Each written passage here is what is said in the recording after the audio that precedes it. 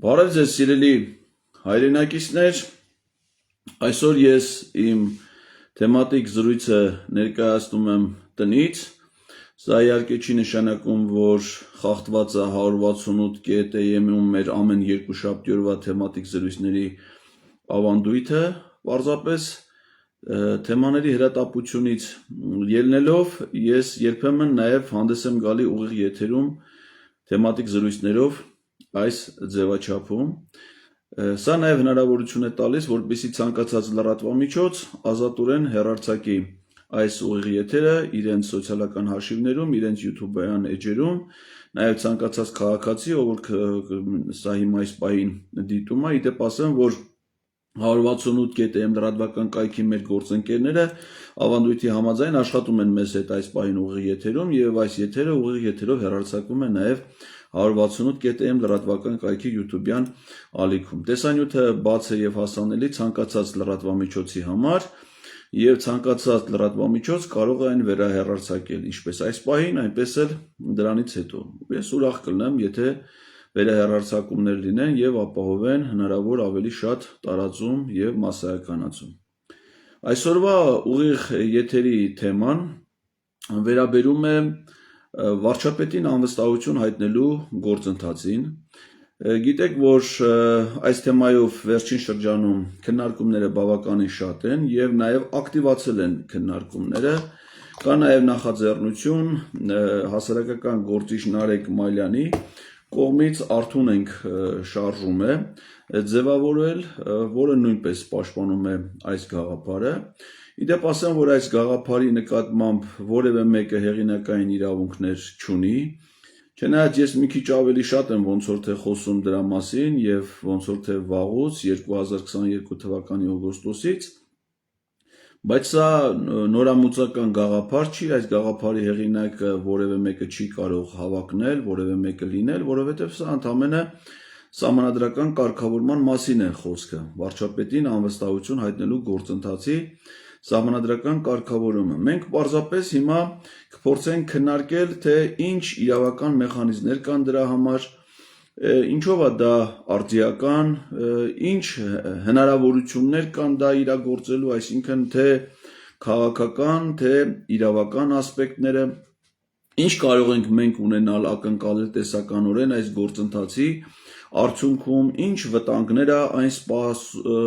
իր մեջ պարունակում, ինչ հնարավորություններ այն մեզ տալի, այսինքն մի անգամ ամբողջական կերպով փորձենք այս խնդիրը վերլուծել, որպեսզի ցանկացած մարդու համար պարզ լինի, թե այս անվստահության գործընթացը ինչ առանձնահատկություններ ունի, որպեսզի հետագայում ցանկացած քննարկման ժամանակ մարդիկ այդ մասին խոսելուց ունենան բավարար իրազեկվածություն, թե քաղաքական, թե իրավական առումներով։ Պարզա մի բան, ինչով է այս թեմայի հրատապությունը ակտուալ։ Նիկոլ Փաշինյանը հայ ժողովրդի պատմության ամենամեծ թշնամին է, ես կարծում եմ, որ այլևս շատ քիչ մարդ է դրանում կասկածում, բոլորս համոզվել ենք, որ նա գիտակցված կերպով 2018 թվականին իրականացնելով այս համընդհանուր մասսայական խարդախությունը, շարլատանությունը, խաբեությամբ տիրացավ մեր ժողովրդի օրինական իշխանությանը, զավթեց այդ իշխանության բոլոր հնարավոր տեսակները, սկզբից Երևան քաղաքում, այնուհետև ազգային ժողովում, դե մինչ այդ զավթել էր նաև ուրեմն գործադիր իշխանությունը, այնուհետև հարձակում գործեց դատական համակարգի վրա եւ դրանից հետո մեր վերջնականացնելով իշխանազավթման գործընթացը 2020 թվականին մեզ պետությանը, մեր ժողովրդին տարավ պատերազմի, գիտակցված կերպով այդ պատերազմը տարավ պարտության եւ հիմա մեզ կանգնացրել այդ պարտության հետևանքների հետ եւ ամեն օր բերելով մեր առաջ նոր մարտահրավերներ, որոնց վտանգում են մեր պետության անկախ պետականության գոյությունը եւ մեր բոլորի ֆիզիկական գոյությունը, այսինքն նա օգնում է Ադրբեջանի եւ Թուրքիային ավարտին հասնել իրենց հանցավոր մտադրությունը, այն է վերացնել հայոց անկախ պետականությունը եւ բնաջնջել հայ ժողովրդին։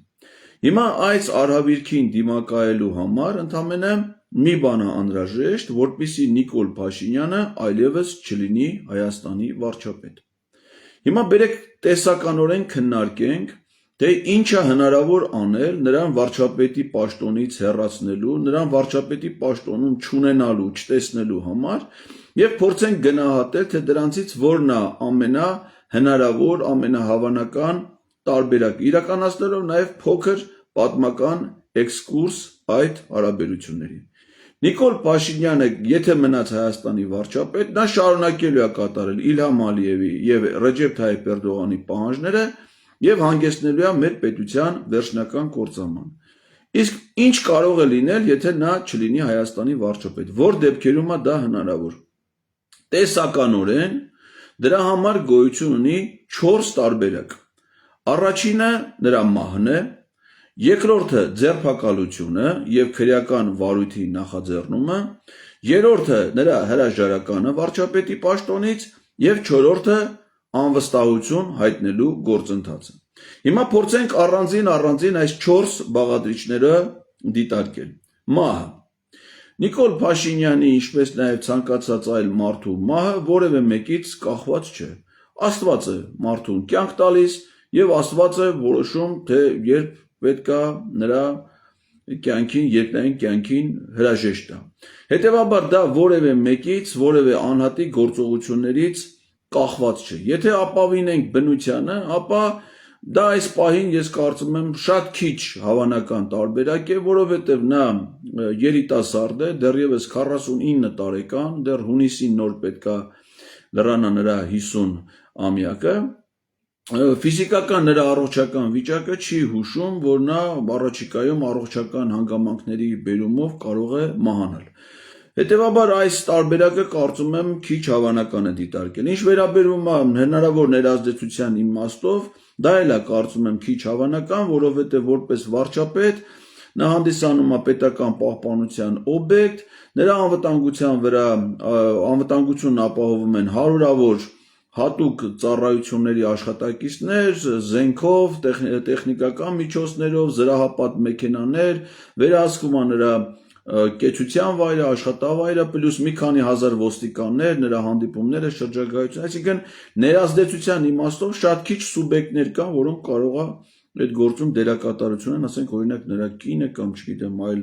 մոտիկ վերահսկողությունից դուրս գտնվող մարդիկ, բայց դա քիչ հավանական եմ ես համարում, այսինքն այդ վարկածի վրա տեսակետներ կառուցել, քաղաքական պրոցեսներ պլանավորելը կարծում եմ անմտություն է, չի կարելի դա անել, բայց այս հանգամանքը դիտարկելը մի կարևոր առանձնահատկություն ունի, կարևորություն ունի, որ սա նշանակում է, որ այս դեպքի տեսանկյունից, որ ցանկացած ընդդիմադիր քաղաքական ուժ, հատկապես նրանք, ովքեր գոյություն ունեն խորհրդանում, պետք է այս դեպքի համար նկատի ունենան, թե ով է փոխարինելու, եթե ի վերջո դա տեղի ունենա, այսինքն դա նշանակում է, որ ընդդիմադիր քաղաքական ուժերը պետք է ունենան վարչապետի թեկնածու։ Բալավ ասենք մի հատ դժբախտություն պատահի, ենթադրենք նրա ինքնաթիռը կործանվի, ինչպես դա ցավոք սրտի եղավ Լեհաստանի նախագահի ինքնաթիռի պարագայում, կամ չգիտեմ, նա ավտովթարի ենթարկվի, կամ ինչ-որ մի այլ պատճառ, ինչ-որ մեկը պիտի փոխարինի, այսինքն եթե նա չկա, այդ դեպքում եթե մահվան պատճառն է վարչապետի պաշտոնի թափուր լինելու միջավայր ստեղծում, ապա ազգային ժողովի խմբակցությունները պետք է առաջադրեն վարչապետի թեկնածու։ Նշանակում է, որ նրանք ցանկացած պահի պետք է ունենան վարչապետի թեկնածու, եւ ինձ համար շատ հետաքրքիր է, Այսօք այս պահին ազգային ժողովի առնվազն 2 խմբակցությունները, Հայաստան խմբակցությունը եւ Պատիվ ունեն արդյոք վարչապետի թեկնածուի անուն, նման պատահարի, նման դեպքի պարագայում անմիջապես վարչապետի թեկնածու առաջադրելու համար։ Կարծում եմ, որ պետք է անպայման ունենան։ Հիմա գանք մյուս տարբերակին, այսինքն այս հանգամանքը համարում ենք գործնականում քիչ հավանական, դրա վրա չենք կառուցում որևէ թեզ, ուղղակի մտքում ունենում ենք, որ պետք է ունենալ վարչապետի թեկնածու նման դեպքերի համար։ Երկրորդ տարբերակը, որ հնարավոր է Նիկոլ Փաշինյանին հեռացնել վարչապետի պաշտոնից, դա հետևյալն է, որ նախաձեռնվում է իրավապահ մարմինների կողմից քրեական վարույթ, այդ քրեական վարույթում դատախազի որոշմամբ նրան առաջադրվում է մեղադրանք, այսինքն նա ստանում է մեղադրյալի կարգավիճակ եւ քննիչի որոշմամբ կիրառվում է խափաման միջոց եւ այդ խափաման միջոցների թվում կարող է լինել ժամանակավորապես այս կամ այն պաշտոնը զբաղեցնելու անհամատեղելություն, այսինքն միջնորդություն է ներկայացում կամ որոշումը կամ դատան է ներկայացում միջնորդություն, ժամանակավորապես նրա լիազորությունները կասեցվում են, քանի դեռ նա ունի մեղադրյալի կարգավիճակ եւ պարտականությունները տվյալ դեպքում կատարում է փոխվարչապետերից մեկը։ Հիմա նման նախաձեռնություն որոշում կարող է կայացնել դատախազը, գլխավոր դատախազը։ Իդեպ ասեմ, որ առիթները նրա ենթադրյալ հանցագործություններ կատարելու հանգամանքները չափազանց շատ են եւ կան նաեւ դիմումներ, կան նաեւ նախաձեռնված վարույթներ, օրինակ զոհված ծառայողների ծնողների դիմումը, որը հիմա գտնվում է քննչական կոմիտեի, ուրեմն ռազմական գործերով քննչական ստորաբաժանումում, ծնողները ճանաչվել են տուժող, բայց Նիկոլ Փաշինյանը դեռևս այդ գործում մեղադրյալի կարգավիճակ չունի։ Կան դիմումներ պետական դավաճանության ենթադրյալ հանցանքի հատկանիշներով, պաշտոնական դիրքի չարաշահ, այսինքն նրա գործած հանցանքների ծավալը շատ մեծ է եւ իրավական հիմքերը շատ տեսանելի են, շատ առարկայական են, որ նախաձեռնի քրեական վարույթ եւ նրան ենթարկեն քրեական պատասխանատվության։ Բայց դա ով պետք է անի, մեղադրանք կայացնելու որոշումը կայացնում է դատախազը եւ պատահական չի, որ Նիկոլ Փաշինյանը դատախազի պաշտոնում, երբ որ լրացավ Արթուր Դավթյանի պաշտոնավարման ժամկետը, նրա դատախազի պաշտոնում քաղաքացիական պայմանագիր կուսակցությունը առաջադրել եւ ընտրել է Տիկին Աննա Վարդապետյանին, որի նախորդող պաշտոնը եղել է վարչապետ Նիկոլ Փաշինյանի օգնականի պաշտոնը։ Մինչ այդ նա եղել է Արդարադատության նախարարի տեղակալ, այսինքն Նիկոլ Փաշինյանի կառավարությունում զբաղեցրել է քաղաքական պաշտոն։ Հետևաբար ակնկալել, որ դատախազը նման որոշում կկայացնի, այս պահին գոնե այս դատախազը, դա կարծում եմ քիչ հավանական է։ Նու կարող է ասենք, եթե նույնիսկ այլ մարմինները, օրինակ ազգային անվտանգության ծառայությունը ձերբակալի նրան, կամ հակակոռուպցիոն կոմիտեն եւ այլն, սա էլ ենք համարում քիչ հավանական, որտեղ օրինակ քննչական կոմիտեի ղեկավարին Նիկոլ Փաշինյանը խոստովանեցին, որ ինքն է հեռացրել պաշտոնից WhatsApp-ով մի հաղորդագրության միջոցով, կամ վերջերս կառավարությունը նշանակեց հակակոռուպցիոն կոմիտեի ղեկավարին, որը ցանկանում է ոտքի կանգնել Նիկոլ Փաշինյանի առջև խոսելուց, այսինքն մտածել, որ այդ մարդիկ իրենց պարտականությունների կատարման իմաստով գործողություններ կանեն, դատախազն մեղադրանք կառաջադրի, այս պայմաններում կարծում ենք, որ դա քիչ հավանական է։ Երրորդ տարբերակը դա վարչապետի հրաժարականն է։ Սրա այս հրաժարական եւ անվստահության գործընթաց ես սրա մասին խոսեմ ավելի մանրամասն, հաշվի առնելով, որ սրանք մի քիչ ավելի կարող է մոտ լինեն իրականության։ Հրաժարականի ինստիտուտը վարչապետի դա ցանկացած պահի կարող է լինել, դա սահմանված է Սահմանադրության 158 հոդվածով, որը կոչվում է կառավարության հրաժարական։ Կարդում եմ. Կառավարությունը հանրապետության նախագահին ներկայացնում է իր հրաժարականը նորընտիր ազգային ժողովի առաջին նստաշրջանի կառավարությանը վստահություն չհայտնելու, կառավարության ծրագրին հավանություն չտալու եւ էսա կարեւոր վարչապետի կողմից հրաժարական ներկայացվելու կամ վարչապետի պաշտոնը թափուր մնալու օրը։ Այսինքն որ պահին որ վարչապետը նախագահին ներկայացնում է հրաժարականի դիմում, այդ պահին կառավարությունը ամբողջ կազմով համարում է, որ ինքը ներկայացրել է հրաժարական։ Դա կարող է լինել ցանկացած պահի, այսինքն դրա համար որևէ ժամկետներ չկան։ Վարչապետը ընտրվելուց հետո էլ կարա ներկայացնի հրաժարական, հիմա էլ կարան ներկայացնի, անվստահության գործընթացի ժամանակ էլ կարող է ինքը ներկայացնի եւ այլն։ Իդեպ վարչապետի հրաժարականի ներկայացումը դա իր սեփական կամքով, իր քաղաքացիական գիտակցության արդյունքում կայացած որոշում է։ Ես օրինակ կբերեմ ձեզ մի քանի օրինակներ, եւ Նիկոլ Փաշինյանի պաշտոնավարման շրջանում այլ պաշտոնյաներ, վարչապետներ հրաժարականներ են ներկայացրել։ Ասենք օրինակ Վրաստանի նախկին վարչապետը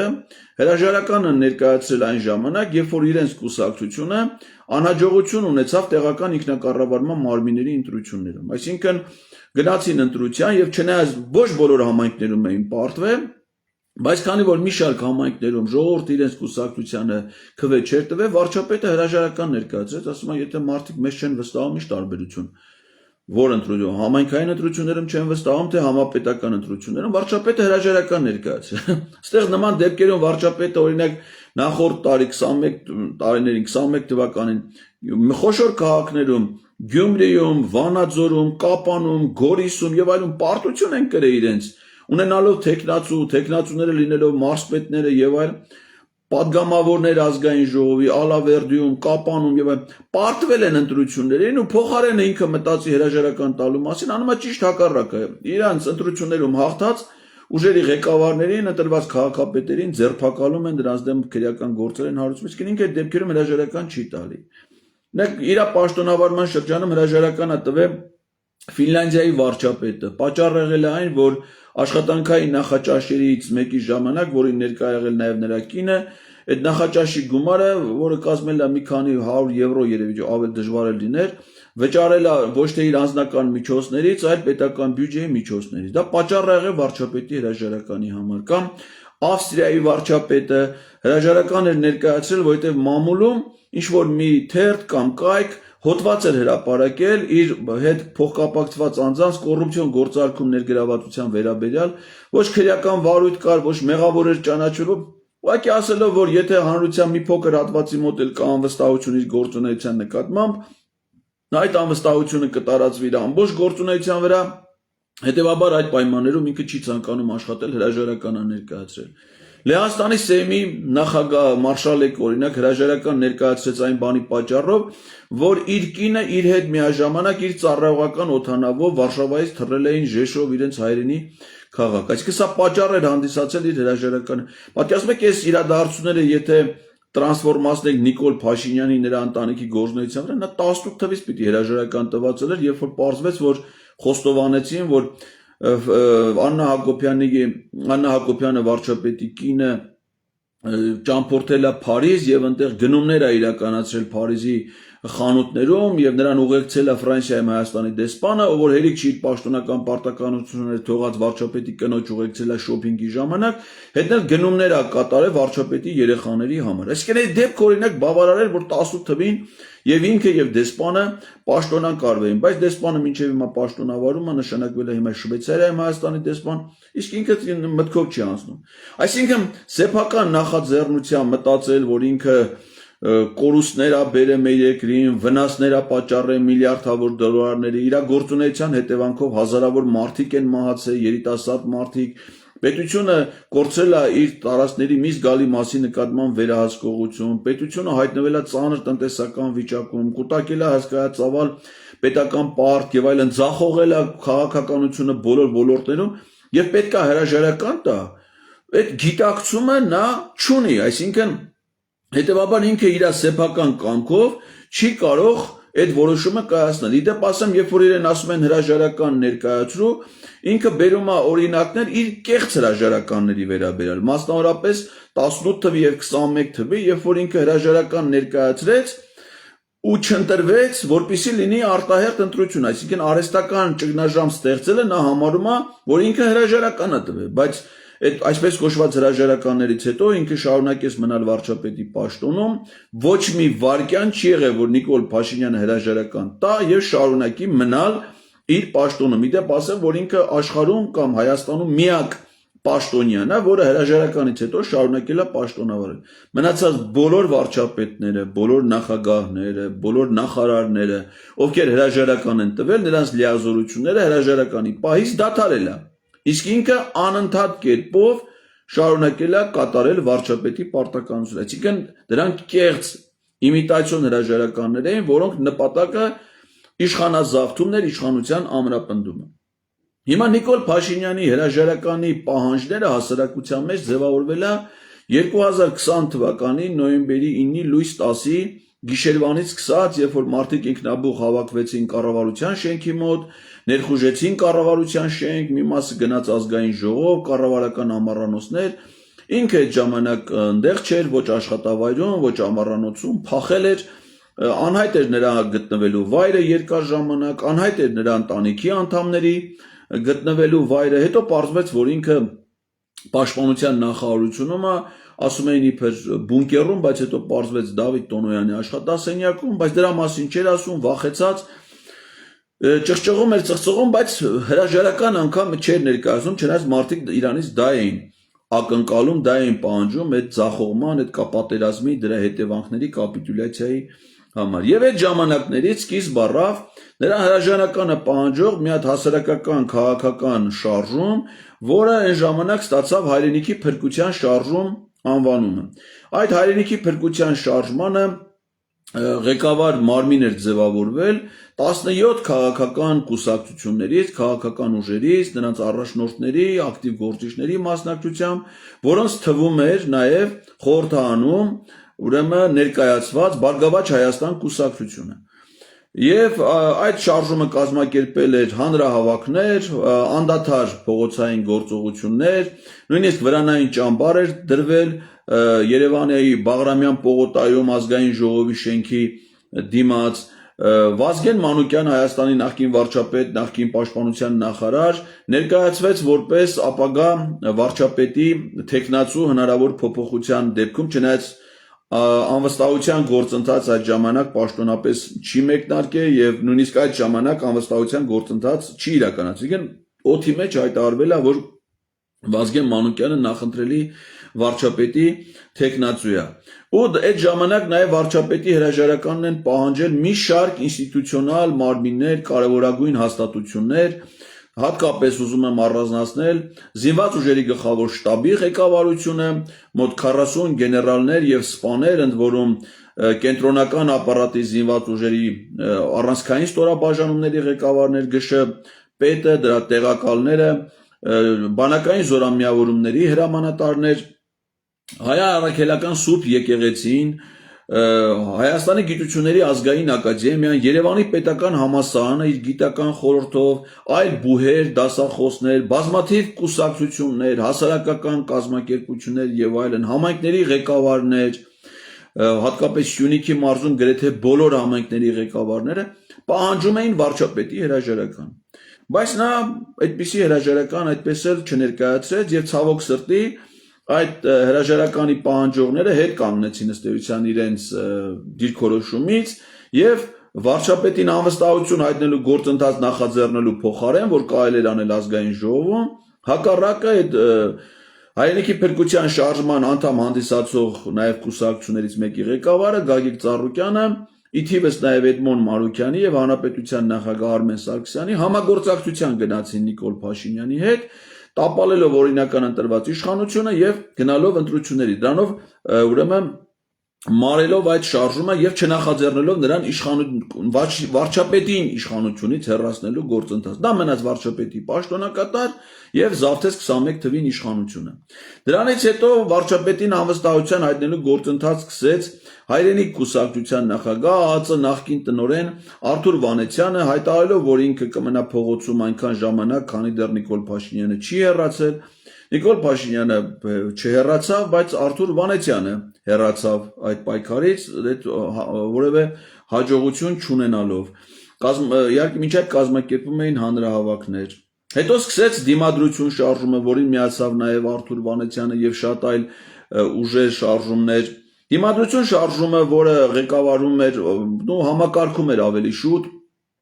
ազգային ժողովի Հայաստան խմբակցության падգամավոր Հույդա Երևանյան Հայաստանյան մարմնի ղեկավար Իշխան Սաղաթելյանը եւ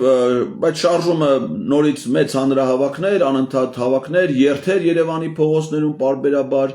վրանային ճամբար հիմնվեց Երևանի Ֆրանսիայի հրապարակում եւ օրակարգը միայն մեկն էր՝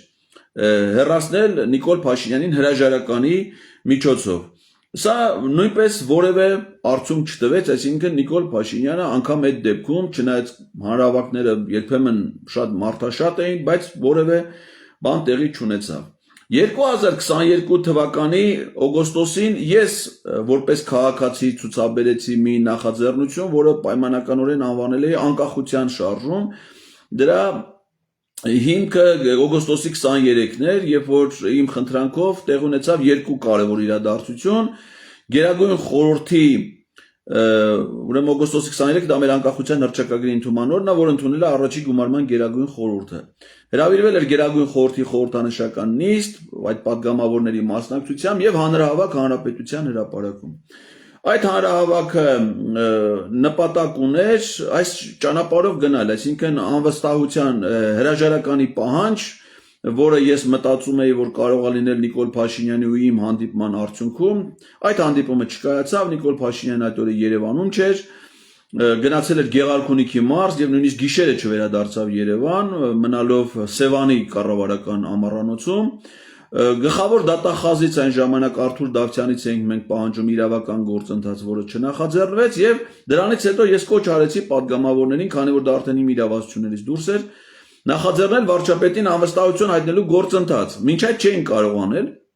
այսինքն 2022 թվականի օգոստոսի 2-ից ունեին այդ իրավունքը, մի տարի պիտի լրանար վարչապետի պաշտոնավարումից հետո, եւ նրանք այնուամենայնիվ դա չարեցին։ Իսկ ինչ ստացանք մենք դրանից հետո 2022 թվականի օգոստոսի 31-ին Նիկոլ Փաշինյանը գնաց Բրյուսել, հերթական հանդիպում ունեցավ Իլհամ Ալիևի հետ։ Դրանից հետո սեպտեմբերի 13-ին Ադրբեջանը հարձակվեց Հայաստանի վրա, լայնածավալ հարձակում, Ջերմուկ քաղաքի երետակոծում, ուրեմն Գեղարքունիք, Վայոց Ձոր, Սյունիքի մարզերից հարձակում, եւ դրա հիման վրա Նիկոլ Փաշինյանը ստիպված եղավ այդ ուժի սպառնալիքով հոկտեմբերի 6-ին 22 թվականի Պրահայում ստորագրել երկրորդ կապիտուլյացիոն փաստաթուղթը, որով առաջին անգամ Արցախը ճանաչեց Ադրբեջանի կազմում։ Այսինքն, եթե անվստահության գործընթացը լներ օգոստոսի 23-ին, եթե նախաձեռնել էինք հանրավետ 24-ին սկսեր, մեծ շանս կար կամ հնարավորություն կար օգոստոսի 31-ին Նիկոլ Փաշինյանը չլներ Հայաստանի վարչապետ եւ չլնեին նաեւ այդ հետագա զարգացումները։ Բայց դա տեղի ունեցավ։ Դրա հետևանքով Արցախը հայտնվեց շրջափակման մեջ։ Եվ 2023 թվականի օգոստոսի սեպտեմբերի ժամանակ, երբ որ Արցախը արդեն Ադրբեջանը հարձակվեց Արցախի վրա, Հայաստանում ինքնաբուխ Երևանում հավաքներ տեղի ունեցան Հանրապետության հրապարակում, եւ այդ ժամանակ ձևավորվեց մի ինքնահռչակ մարմին, որը կոչվում էր Ազգային կոմիտե։ Ազգային կոմիտեի կազմում հայտարարեցին, որ ընդգրկված են 5 քաղաքական գործիչներ, որոնցից երկուսը խորհրդարանական Հայաստան եւ պատիվ ունեմ խմբակցությունների ներկայացուցիչներ, մասնարարպես ազգային կոմիտեի կազմում էին Վազգեն Մանուկյանը, Իշխան Սաղաթելյանը Հայաստան խմբակցությունից, Հայկ Մամիջանյանը պատիվ ունեմ խմբակցության ղեկավար եւ երկու այլ գործիչներ Ավետիք Չալաբյան եւ Անդրանիկ Թևանյան։ Այս կոմիտեն ինքնահռչակ այս մարմինը ըստ էության տապալվեց հենց այդ հանրահավաքի օրերին, այսինքն Արցախի բռնի տեղահանության, ցեղասպանության օրերին նրանք ոչ մի գործնական քայլ այդպես չնախաձեռնեցին հանրությանը համախմբելու, այդ ժամանակ նույնպես ազգային ժողովը չնախաձեռնեց վարչապետին անվստահություն հայտնելու գործընթաց եւ դա նույնպես տապալվեց։ 2022-ից 24 թվականներին եղել է նաեւ միասին շարժումը, որի այլընտրանքային հասարակական քաղաքական նախաձեռնություն, որի կազմում եղել են 21 քաղաքական կուսակցություններ, ՀՀԿ-ներ, գործիչներ, որոնք նույնպես որևէ արդյունք չեն ունեցել։ Այսինքն, մենք կարող ենք ասել, ամփոփելով այս մասը, որ վարչապետին անվստահության հայտնելու նախաձեռնություններ 2020 թվականից եղել են բազմաթիվ, բայց դրանցից ոչ մեկը բնականաբար հաջողությամբ չի փսակվել եւ դրանց արդյունքում անկամ անկախ դրանց մասշտաբներից, դրանց մեջ ներգրավվածությունից որևէ արդյունք դա չի տվել։ Չասեմ, որ եւս մի մեծ նախաձեռնություն եղավ նաեւ 2024 թվականին, դա մեր սրբազան պայքարն էր, որ Բագրատ Սրբազանի նախաձեռնությամբ Տավուշ անուն հայրենիքի շարժումը հասավ Երևան եւ նույնպես առաջի պահանջը, որ Բագրատ Սրբազանը մայիսի 9-ին դրեց Հանրապետության հրապարակում, ժամանակ տվեց մինչեւ ժամը 8-ը, հետո մի քիչ էլ ավելացրեց այդ ժամկետը, որ պիտի Նիկոլ Փաշինյանը հրաժարական տա, բայց նա հրաժարական չտվեց։ Այսինքն Նիկոլ Փաշինյանը հրաժարական չի տալիս ոչ իր սեփական գիտակցությամբ, որպես պետական քաղաքական գործիչ, հասկանալով ինչ աղետ է բերում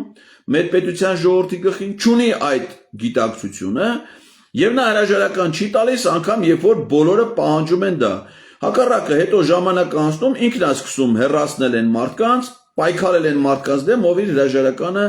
պահանջել են, այսինքն զինվորականներին, օրինակ Գենշտաբի Զինված ուժերի գլխավոր շտաբի ողջ ղեկավար կազմը գրեթե ով որ իր հրաժարականը պահանջել է պաշտոնանկ են արվել, դատվում են դրանք եւ այլն, դուրս է եկել պայքարի եկեղեցու դեմ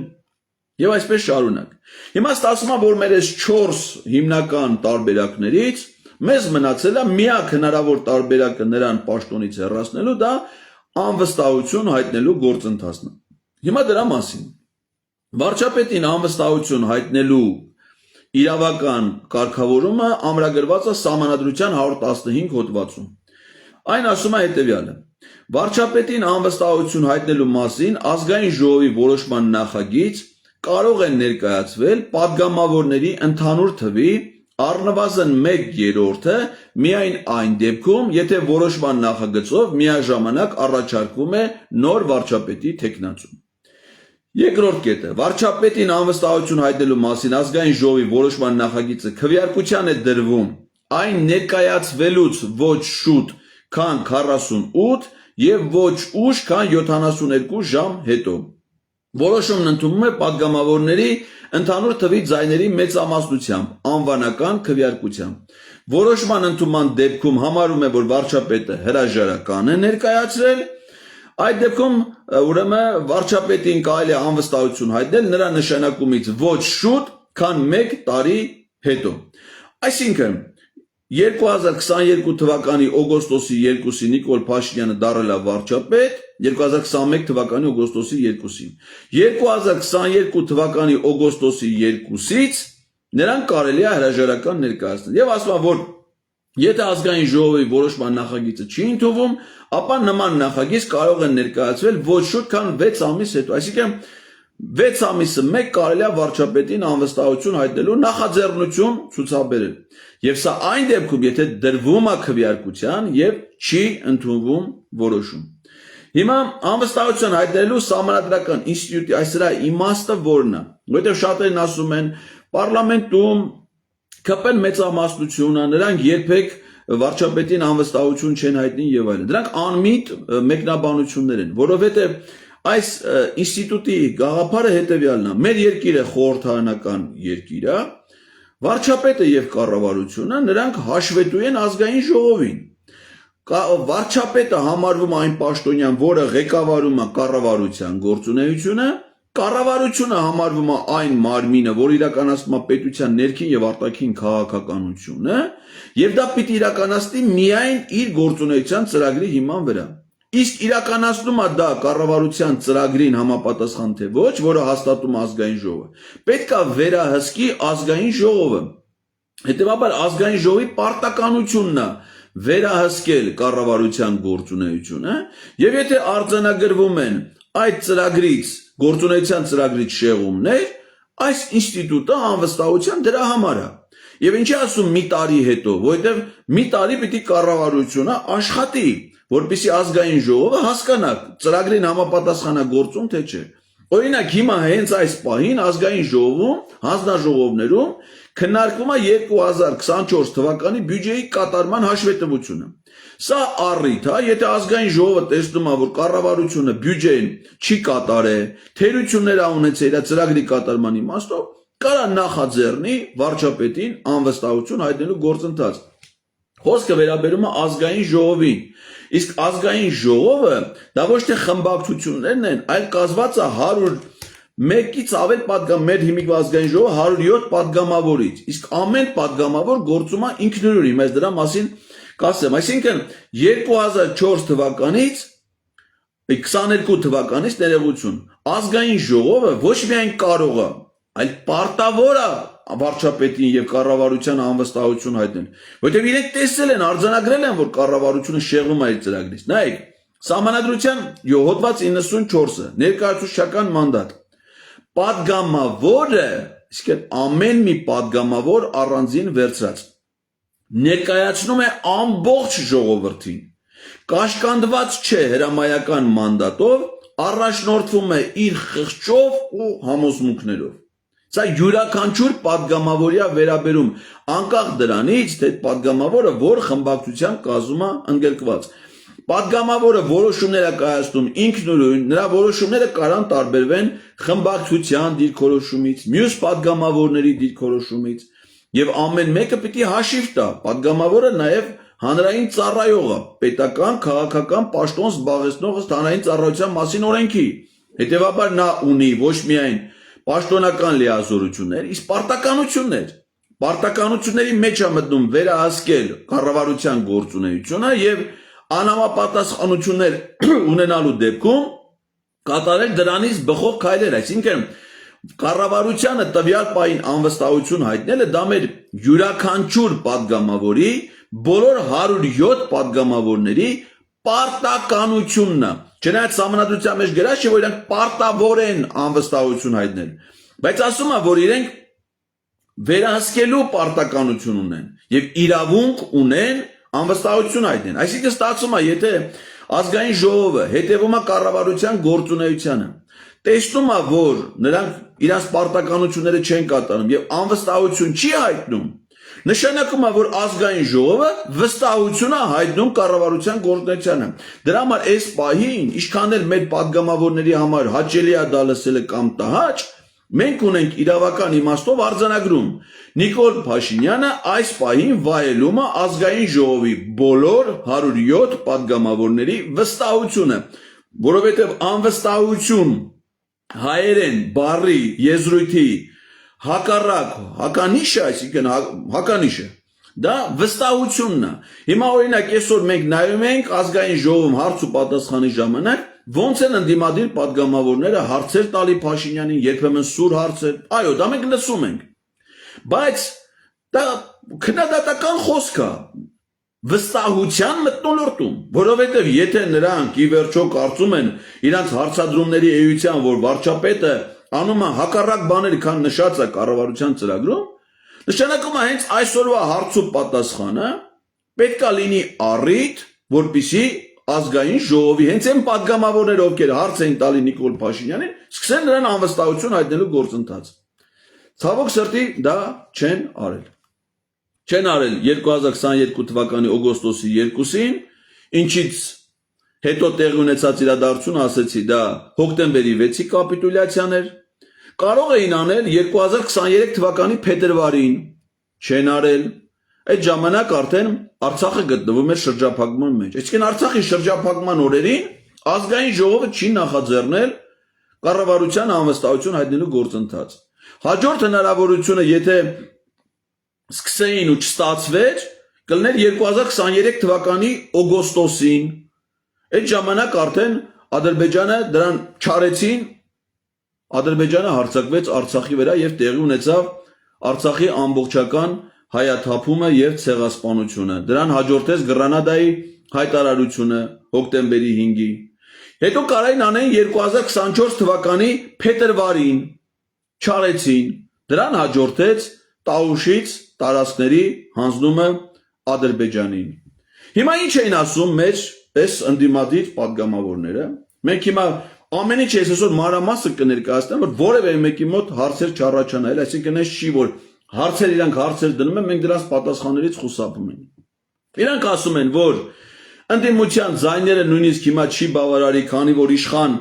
Զաքարյանը կամ, չգիտեմ, Գեգամ Նազարյանը դուրս են եկել ընդդիմադիր խմբակցություններից, այդ 36 ստորագրություն անգամ չեն կարող ապահովեն,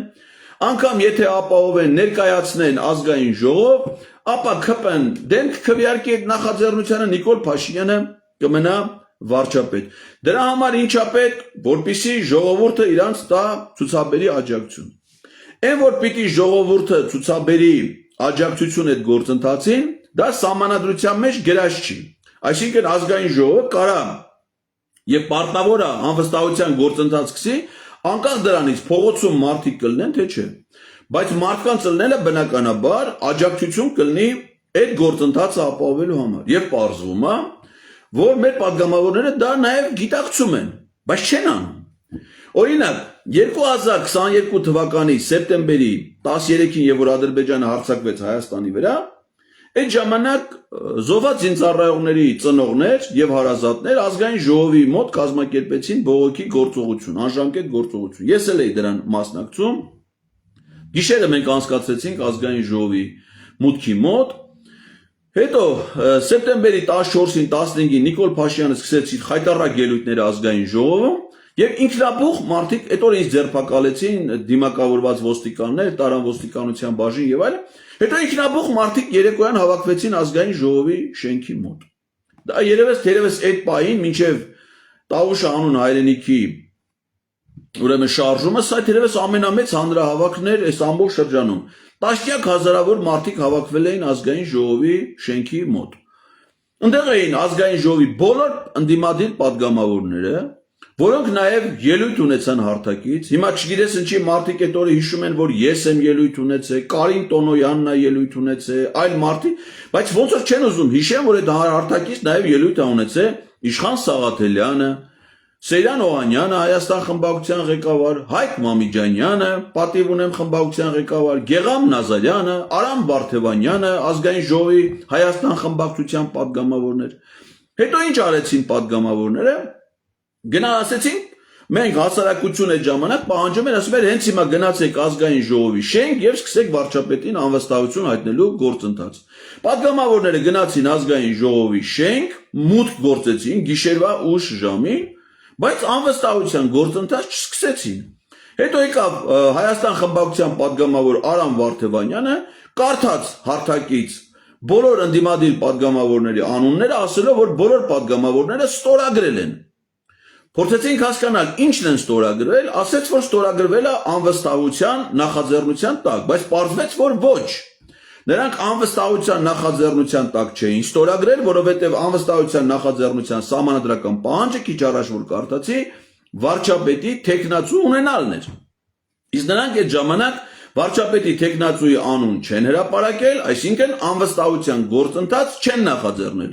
Ինչի հետևանքով էլ հանրային այդ շարժումը ավարտվեց, մարդիկ հեռացան առանց այդ գործընթացը ունենալու։ Սա մի դեպք, երբ որ հանրությունը դուրս է եկել փողոց, աջակցել է падգամավորներին, որ նրանք սկսեն անվստահության գործընթաց, բայց նրանք դա չեն արել։ Մյուսը դա եղել է 2024 թվականի մայիսին, երբ որ Սրբազան պայքարի արդյունքում Բագրատ Սրբազանի առաջնորդությամբ տեղի է ունեցել թերևս ամենամեծ հանրահավաքը։ Դա եղել է 2024 թվականի մայիսի 9-ին։ Իսկ ինչ ա եղել դրանից առաջ։ 2024 թվականի մայիսի 2-ին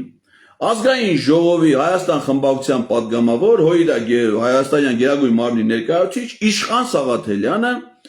որը նույնպես հաճախ խոսում այս թեմայով, Facebook-ում կատարել է հետևյալ գրառումը, որից անվստահության գործընթացին վերաբերող մասը ես հիմա կկարդամ ամբողջությամբ։ Նա գրում է.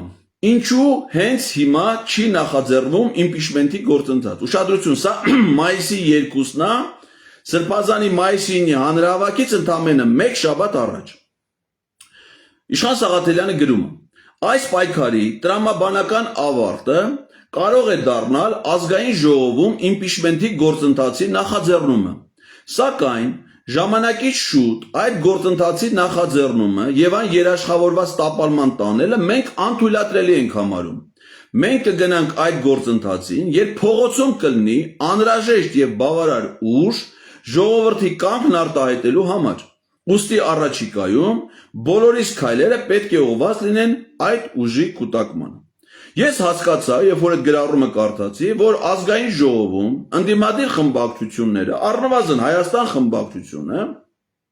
արդեն ունի վարչապետի որոշակի տեխնացու, որոշման նախագիծ հիմնավորում, որ ասում է ցանկացած պահի մենք կարող ենք դա սկսել։ Իսկ եթե մեկը գրում է, որ իրանք այդ գործընթացը կարող են սկսել, նշանակում է ծանոթ է դրա պայմաններին, որոնցից է նաև վարչապետի տեխնացուն։ Եվ իրեն մնում էր, որ չնայած նորից եմ ասում, սահմանադրությունը տես պահանջ չուներ, բայց ասում մենք այդ գործընթացը կսկսենք այն պահին, երբ փողոցում կլինի անհրաժեշտ թվով բավարար ուժ ժողովրդի կամքն արտահայտելու համար։ Բագրատ Սրբազանը ոչ մի անակնկալ, ոչ մեզ, ոչ падգամավորներին չի մատուցել։ Նա իր երթը Տավուշից, Կիրանցից սկսել է մայիսի 4-ին, հայտարարելով, որ մայիսի 9-ին ինքը լինելու է Երևանում Հանրապետության հրապարակում։ Եվ իր խոստմանը համաձայն, չնայած շատ արագ էր քայլում, բայց երթուղին կազմակերպվել այնպես, որ մայիսի 9-ին Բագրատ Սրբազանը եւ տասնյակ հազարավոր մարդիկ հավաքվեցինք Հանրապետության հրապարակում։ Այդ ժողովրդի ուժը ակնկալվող կար, պահանջը կար, բայց մեր հարգարժան падգամավորները այդպես էլ սկսեցին վարչապետին անվստահություն հայտնելու գործընթաց։ Եվ եթե պայքարը, այդ ուժը քաղաքական ձևակերպում չի ստանում, մարդիկ չեն կարող ամիսներ անցկացնել փողոցներում, օրեր անցկացնել փողոց, դա վերջ ի վերջո պիտի ունենա քաղաքական լուծում։ Եվ ժողովուրդը հավաքվել է դրսում եւ ակնկալում են, որ Պատգամավորները պիտի դրան տան քաղաքական լուծում, այդպես էլ դա չի ունենում։ Եվ ինչը հաջորդում դրան, Տավուշի հանձնումը Ադրբեջանին։ Եվ հիմա եկել ենք հասել ենք հիմա այս պահին մարտի 26-ն է, ազգային ժողովը ունի, այսինքն մենք բաց ենք թողել, տեսեք ասում էին, եթե մենք սկսենք 2022 թվին էին ասում,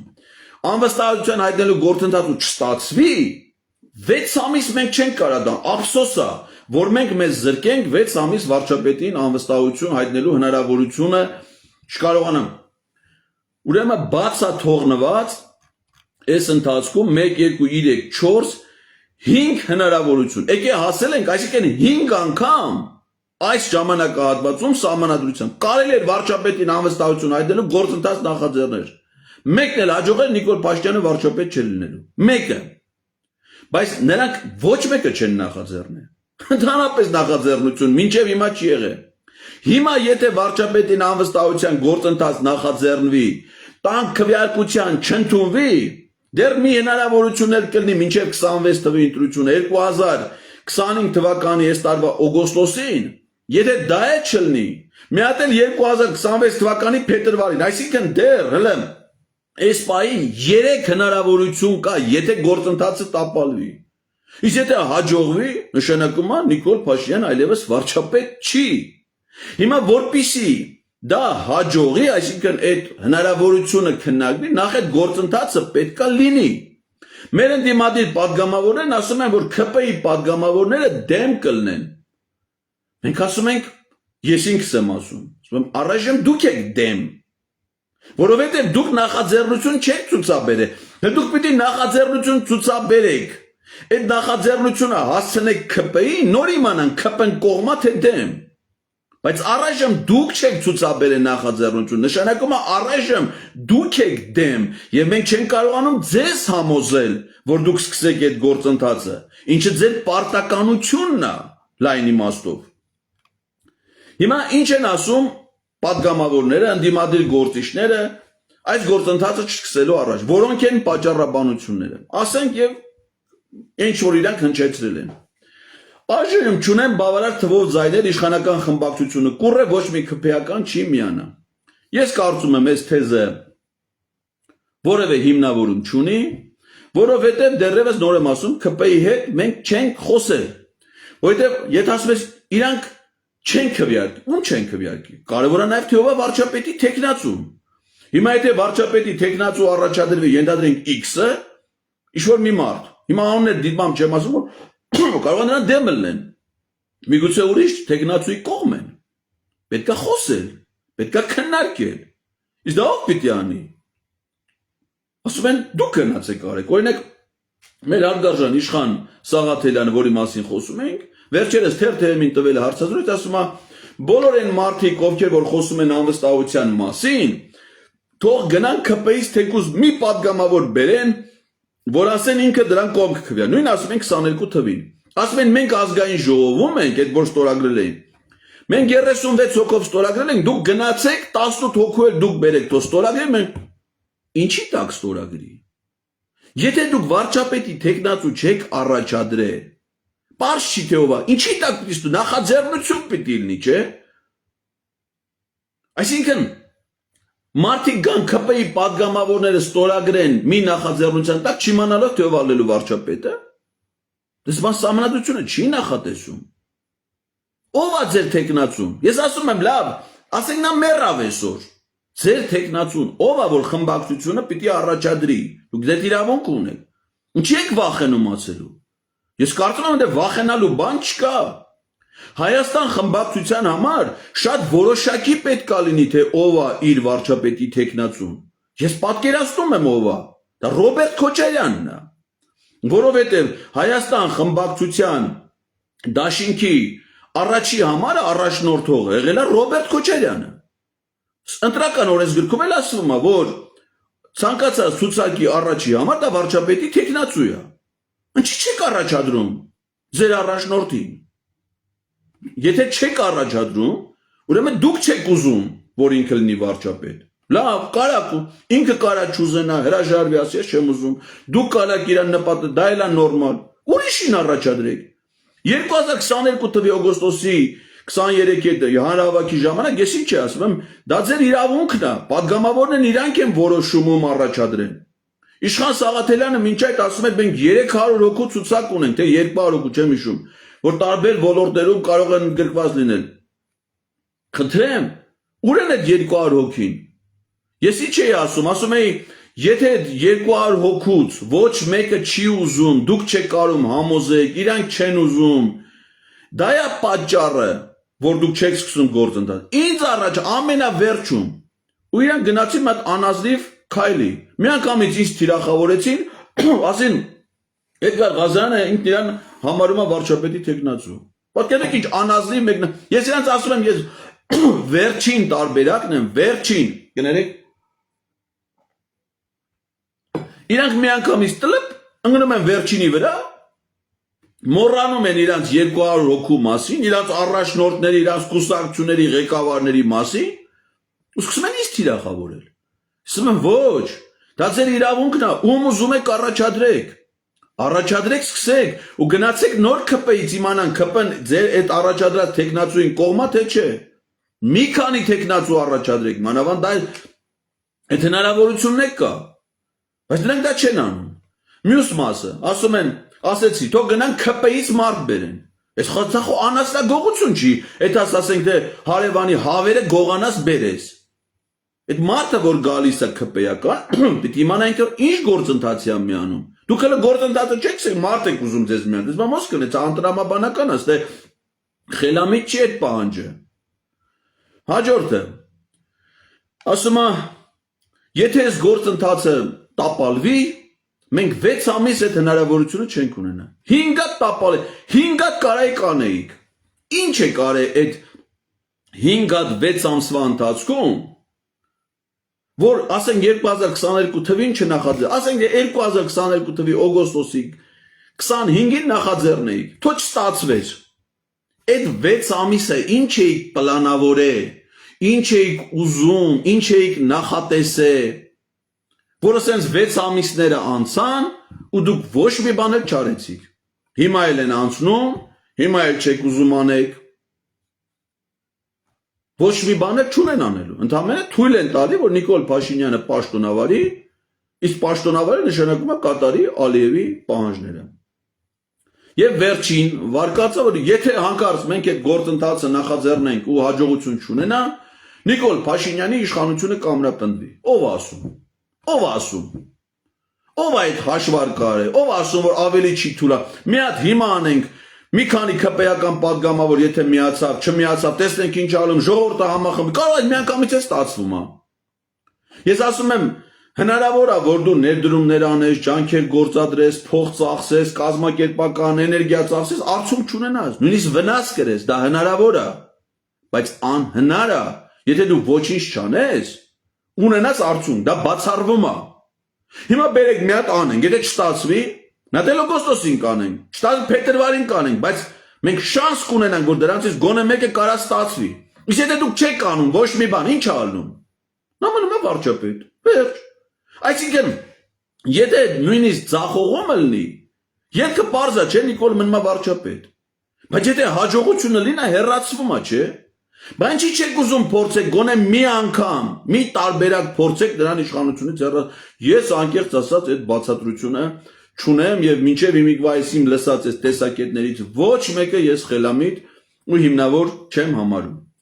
Երբ որ մեզ հայտարարվեց այս ուղիղ եթերի մասին, երբ որ ես դրել էի, Նարեկն էլ Մայլյան գրեց, որ ուրեմն այս եթերը լինելու է, քաղաքացիներ եղան, որոնք հարցեր էին բարձրաձայնում եւ կա մի քաղաքացի Facebook-ով ինձ գրել է, ինձ թագ արել ավելի շուտ, Փայլակ Չոբանյան, որը 5 հարց է առաջադրել, ես հիմա կփոս դա համարելով որպես քաղաքացու հարց, ընդ որում խելամիտ հարցադրումներ են, կարծում եմ դա կարող է շատերին հետաքրքրի, ես կարդամ այդ հարցերը եւ փորձեմ պարզաբանել, իսկ ինչ կարա մտածի քաղաքացին այս գործընթացի վերաբերյալ։ Ինչ ասում Փայլակ Չոբանյանը։ Ինչպես եք պլանավորում ժողովրդին փողոց հանել մի ծրագրի շուրջ, որի մեխանիզմն իրավական եւ քաղաքական առումով չի կարող աշխատել։ Այսինքն ինքն էլ այն կարծիքին, որ սա չաշխատող մեխանիզմ է։ Եթե իմպիչմենտն իրական հնարավորություն լիներ, ապա անդիմությունը դեռ 22 թվից կփորձեր այն կիրառել։ Կա նաև նախորդ տարվա փորձը, երբ պահանջում ենք նախաձեռնել իմպիչմենտի գործընթաց, սակայն դա այդպես էլ տեղի չունեցավ, նույնիսկ երբ դա պահանջում ենք փողոցում։ Սա ցույց է տալիս, որ ընդդիմությունը կամ չի ցանկանում, կամ պարզապես անհնար է գտել բավարար քվեներ իմպիչմենտի նախաձեռնության համար։ Ինչով է այժմյան իրավիճակը տարբերվում, որ դարձյալ փորձում ենք նույն մեթոդը։ Հարգարժան պարոն Չոբանյան եւ սիրելի քաղաքացիներ, ովքեր կիսում են այս հարցադրման էությունը։ Նիկոլ Փաշինյանին անվստահության հայտնելու գործընթաց դեռ տեղի չի ունեցել, որպեսզի մենք իմանանք, թե նախորդ անգամվա համեմատ հիմա ինչով է տարբերվում։ Իրավիճակը միշտ նույնն է, բայց երբևէ դա տեղի չի ունեցել։ Հիմա ասում ենք դա իրատեսական չի։ Ինչ գիտեք, որ իրատեսական չի։ Այսինքն դուք են կարծիքին եք, որ Նիկոլ Փաշինյանը կքպեն մեծամասնությունը եւ իրենք այդ որոշումը չեն կայացնի։ Նորից պիտի վերադառնամ մեր ընդդիմադիր գործիչներին, այսօր մի քիչ կարող է արդեն երրորդ անգամ եմ տալի մեր հարգարժան Իշխան Սաղաթելյանի անունը, որին անձնապես հարգում եմ, բայց այդ մոտեցումները, տեսակետները պարզապես չեմ ընդունում։ Երբ որ ձևավորվեց այս հիմիկվա ազգային ժողովը, ազգային ժողովի կանոնակարգ սահմանադրական օրենքը պահանջում էր, որպեսզի ազգային ժողովի մի փոխնախագահ եւ հանրաժողովի նախագահներ լինեն ընդդիմությունից։ Եթե քպեն կողմ չքվեարկեր, նրանք չէին ընդունում, որովհետև միայն երկու խմբակցությունների ձայները բավարար չէր։ Ազգային ժողովի ընդդիմադիր խմբակցությունները Իշխան Սաղաթելյանին առաջադրեցին ազգային ժողովի նախագահի տեղակալի պաշտոնում։ Իշխան Սաղաթելյանը չընտրվեց։ Երկրորդ անգամ նրանք նորից Իշխան Սաղաթելյանին առաջադրեցին ազգային ժողովի փոխնախագահի պաշտոնում։ ՔՊ-ն նորից դեմ քվեարկեց, Իշխան Սաղաթելյանը չընտրվեց։ Եվ ասում էին, եթե դուք Իշխան Սաղաթելյանի փոխարեն ներկայացնեք այլ տեխնացու, մեր խնդրեմը ձեր տեխնացուի հետ է։ Եթե ներկայացնեք այլ տեխնացու, մենք մեր օրինական պահանջը օրենքի, սահմանադրական օրենքի կկատարենք եւ կընտրենք դրան։ Ընդդիմությունը համար գտնվեց, երրորդ անգամ նույնպես առաջադրեցին Իշխան Սաղաթելյանի տեխնացությունը, Իշխան Սաղաթելյանը ընտրվեց։ Իսկ հետո իրենք հավաքվեցին առանց Իշխան Սաղաթելյանի կարծիք լսելու հանել են։ Հիմա Իշխան Սաղաթելյանը այժմ փոխնախագահ չի, պաշտոնը թափուր է։ Հիմա հարց. հնարավոր էր առանց ՔՊ-ի, չէ։ Հնարավոր դարձավ, չէ, ինչի համար։ Սկզբում հիմա ես ուզում եմ իմանալ Իշխան Սաղաթելյանի ազգային ժողովի փոխնախագահ լինելը մեր ընդդիմության երկու խմբակցությունների համար ավելի կարևոր սկզբունքային հարց է, քան վարչապետին անվստահություն հայտնելը։ Բայց հարցումը չէին այդպես սկզբունքային վճռական կան, իրատեսական չէր, չէ։ Մարդիկ ասում էին, եթե իրան առաջադրեք չեն գտնի, իրատեսական չէր, չէ։ Բան չի պայքարեցին։ Պայքարեցին արդյունքի հասան։ Բայց հարցումը չի չեն ուզում պայքարեն։ Արթուր Ղազինյանին Հայաստան խմբակցությունը ուշադրություն 15 անգամ առաջադրել է ազգային ժողովի պաշտպանության եւ անվտանգության հարցերի հանրաժողովի նախագահի տեղակալի պաշտոն 15 անգամ։ Նրանք ասում էին Արթուր Ղազինյանին մենք չենք ընտրելու։ Ես ուզում եմ անամ, եթե նրանք ասել էին, որ չեն ընտրելու 9-րդ անգամ, չեմ ասում, 10-րդ անգամ, 11-րդ անգամ, 9-րդ անգամ առաջադրելուց ինչ էին մտածում։ Ինչի էր այդպես սկզբունքային, որ պիտի Արթուր Ղազինյանը լինի հանրաժողովի փոխնախագահ, բայց չեն պայքարում, այդպես սկզբունքային չեն ելնում վարչապետին անվստահություն հարցնելու հարցում։ Սրանք բացատրություններ են, որոնք չկա, հարգելի պարոն Չոբանյան։ Այսինքն, երբ որ լինի նախաձեռնություն, այդ նախաձեռնության համար մենք բոլորս միասին պայքարենք եւ աջակցենք падգամավորներին, ես համոզված եմ, ունեմ ներքին համոզում, որ մենք կունենանք ցանկալի արդյունք։ Երկրորդ հարցը. Ինչպես եք ապահովելու 30 падգամավորի ստորագրություն իմպիչմենտի նախաձեռնության սկսելու համար։ Մինչև հիմա ընդդիմությունը երբևէ չի կարողացել հավաքել այդ թիվը։ Ավելին, ինչպես ժամանակը բացահայտեց Գեգամ Նազարյանի օրինակով, ընդդիմադիր դաշտում կան մարդիկ, որոնք գործնականում չեն ապահովում 36 ստորագրություն։ Էլ չենք խոսում գործընթացի լիարժեք իրականացման մասին։ Ինչու եք վստահ, որ հիմա դա հնարավոր է։ Ուրեմն այդ նախաձեռնության համար 36 ստորագրությունը անհրաժեշտ է գործընթացի ֆորմալ կողմը ապահովելու համար։ Այսինքն, որպեսզի 10 թղթերը ազգային ժողովի նախագահին, այսինքն որպեսզի որոշումը դրվի քվեարկության, պետք է հասնես ազգային ժողովի նախագահին։ Ազգային ժողովի նախագահին հանձնելու համար պետք է նվազագույնը 36, ոչ թե հենց 36 հատ։ Խտերը կարելի է հանձնել նաև 60 ստորագրությամբ։ Եվ ես կարծում եմ, որ հենց տենց էլ պետք է անել, որովհետև եթե մենք ակնկալում ենք, որ ՔՊ-ից падգամավորներ պիտի միանան այդ նախաձեռնությանը, ապա նրանք պիտի միանան ոչ միայն քվեարկության ժամանակ, այլ որպեսզի մենք վստահ լինենք, որ իրանք նաև քվեարկելու են, իրանք պիտի միանան նախաձեռնության ժամանակ։ Այսինքն 36 պետք չի մեզ։ Մեզ պետք է 60, որովհետև որոշման ընդունման համար պետք է 54 կողմ ձայն։ Հետևաբար մեր հույսը Գեգամ Նազարյանը չի, Իշխան Զաքարյանը չի։ Մեզ պետք է հիմա, որ գոնե մի падգամավոր վերցնի մի հատ թուղթ անվստահության գործընթաց ու իր ակտիվությամբ, իր նախաձեռնությամբ, ժողովրդի աջակցությամբ գնանք ապահովենք մյուս բոլոր падգամավորների ստորագրություն այդ տրամաբանական, սահմանադրական որոշման համար։ Այնպես որ մեր խնդիրը 36 ստորագրությունը չի, այլ շատ ավելին։ Ուրեմն այս 36-ի թիվը մոռանում ենք ընդհանրապես։ Մեզ պետք է